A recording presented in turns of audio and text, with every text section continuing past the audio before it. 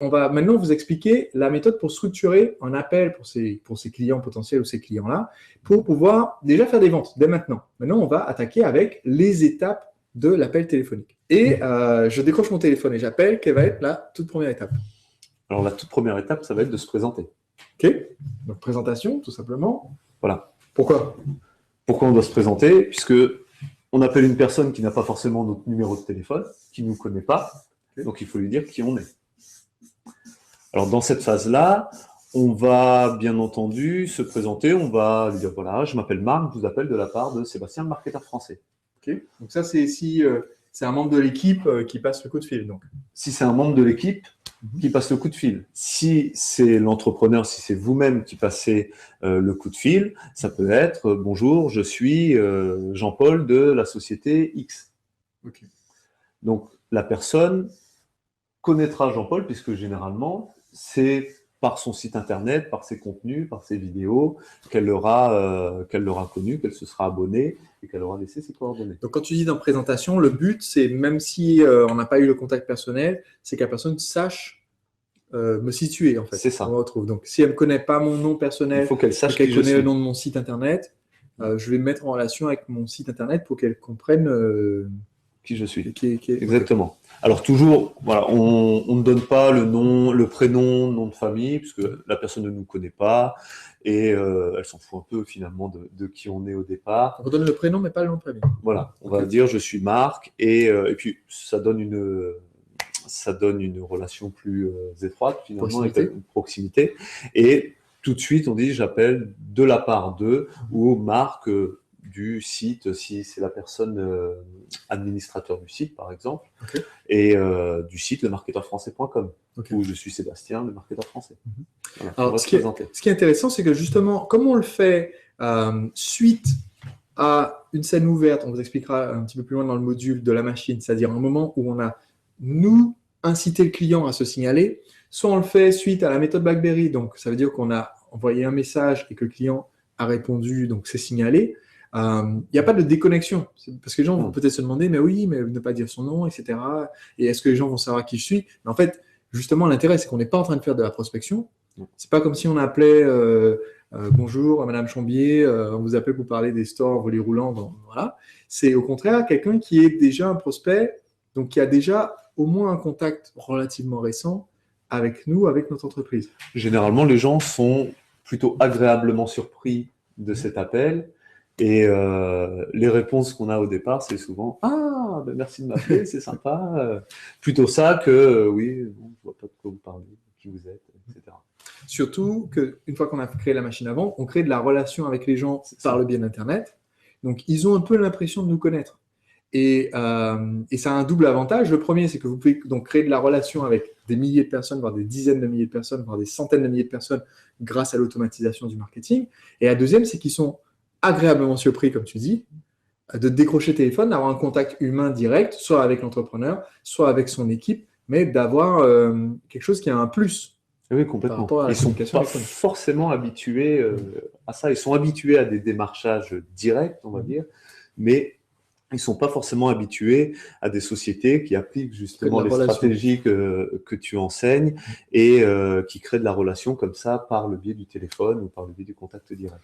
Alors, quelle serait la deuxième étape? Je me suis présenté. Alors, la deuxième étape, c'est de donner l'intention. Pourquoi je vous appelle?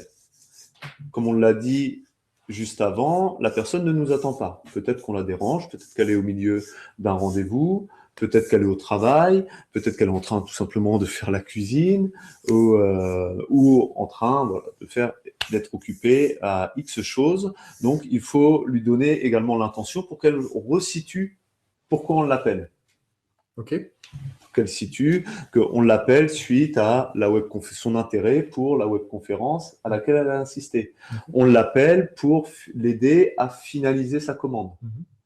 Donc, parce que, voilà, on a vu qu'elle voulait s'inscrire à la formation X dans notre cas, on a vu qu'elle voulait acheter le produit XYZ et par contre, voilà, il y a dû avoir un problème pendant la commande, on a vu que l'achat n'a pas été finalisé, je vous appelle pour vous aider à la finaliser. Voilà. Donc, c'est un appel qui va être remis dans le contexte. Complètement. Et du coup, par rapport à ce qu'on expliquait dans le chapitre précédent, c'est là aussi qu'on va pouvoir assez rapidement savoir où est-ce que les gens en sont par rapport à rythme. C'est-à-dire que si j'appelle quelqu'un qui vient de passer commande sur mon site de e-commerce, il a mis 3 sacs Louis Vuitton dans son truc, donc je me dis, bon, ça vaut le coup de leur passer un coup de fil pour qu'il confirme. Il y a des chances. Mais donc là, on n'en est clairement pas au stade de ressources parce que la personne a déjà ajouté à son panier, rempli son attestation d'expédition, c'est juste qu'elle n'a pas mis sa carte bleue. Voilà, c'est ça. Après, c'est dans la troisième étape, qui est la qualification, où là, on va vraiment déterminer, en fait, on va voir au départ par rapport à d'où vient la personne, où elle en est dans le processus rythme, et ensuite, on va clairement l'identifier également par la qualification. Alors, à quoi sert la qualification? La qualification, ça sert également à savoir si on a un intérêt d'être dans cette conversation. Et si la personne a un intérêt également à être dans cette conversation.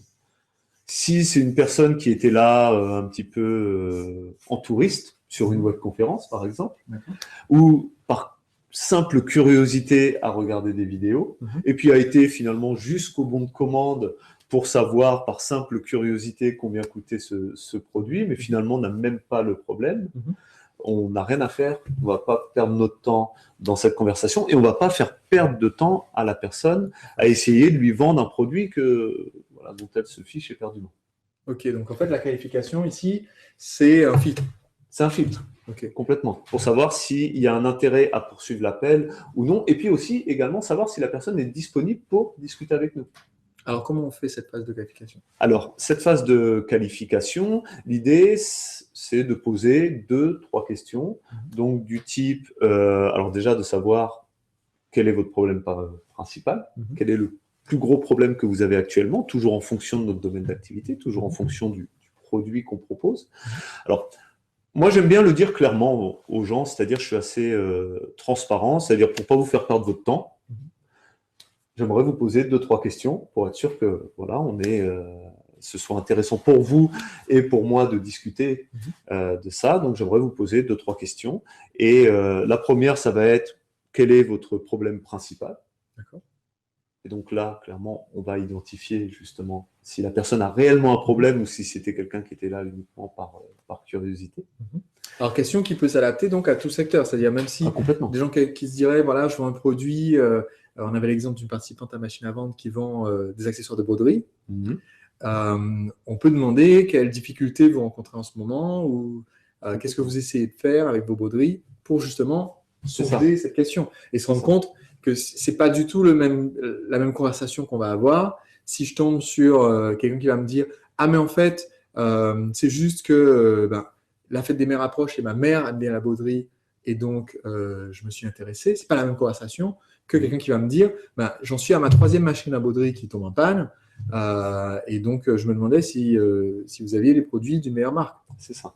Pas du tout le même stade dans le rythme. C'est pour ça que cette phase est vraiment limite essentielle dans l'appel essentielle pour la poursuite de l'appel. Ok. Alors donc là, la question pour la personne qui suit quand même, parce que je vais vous donner 2 exemples, c'est la petite question quiz pour voir si vous avez suivi. J'ai quelqu'un au téléphone qui me dit donc voilà, ma mère est intéressée par la broderie et tout, et donc c'est son anniversaire, donc je cherche une idée de cadeau.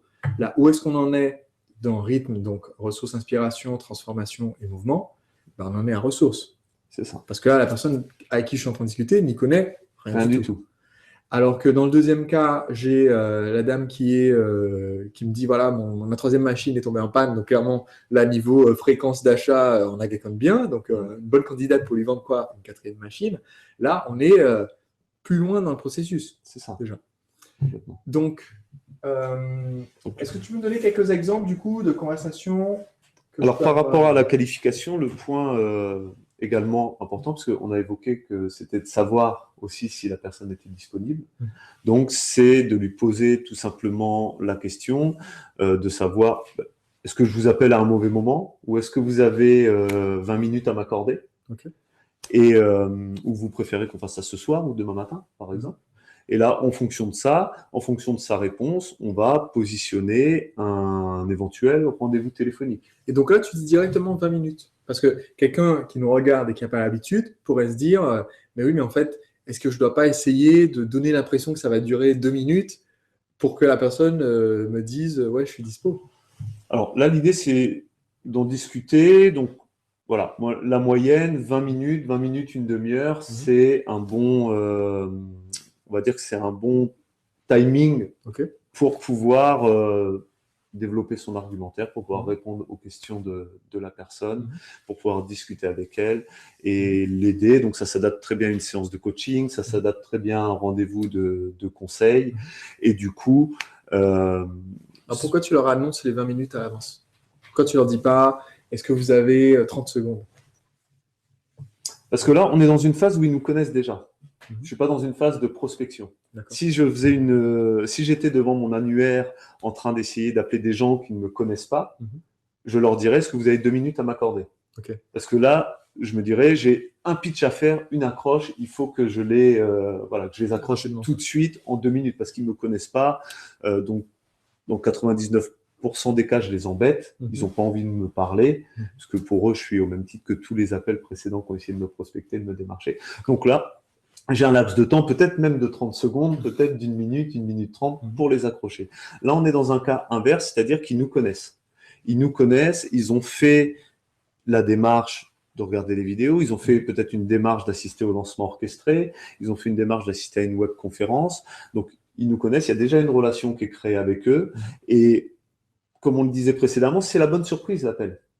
Généralement, l'appel est la bonne surprise. Donc, l'idée, c'est de pouvoir personnaliser. Je suis là pour vous aider à personnaliser un petit peu comment faire en sorte que notre offre s'adapte clairement à votre problématique. 20 minutes, c'est un bon timing. Si on dit que vous avez 1 heure à m'accorder, clairement, c'est trop long. Ouais. Les gens n'ont pas comme ça au pied levé 1 heure à accorder. Et 20 minutes, dans 80% des cas, il n'y a pas forcément besoin, en tout cas par expérience, il n'y a pas forcément besoin de replanifier un rendez-vous. Donc si la personne te dit, là non, je suis en train d'aller chercher mes enfants à la garderie, tu places un autre rendez-vous. Tu places un autre rendez-vous. Puisque de toute façon, je lui ai proposé. Est-ce que vous avez 20 minutes à m'accorder ou est-ce que vous préférez qu'on se rappelle ce soir? On est quand même assez directif. On ne va pas dire est-ce que vous préférez que je vous appelle à un autre moment qui est très très vague où la personne va dire je ne sais pas, attendez, je regarde mon agenda, etc. Donc là, l'idée c'est aussi de maîtriser la discussion, de maîtriser la conversation et de pouvoir maîtriser votre temps derrière. Donc, de dire, on propose une alternative très proche, le soir, c'est bien, ou le lendemain matin, et puis en fonction de la réponse de la personne, on s'adapte. Ok.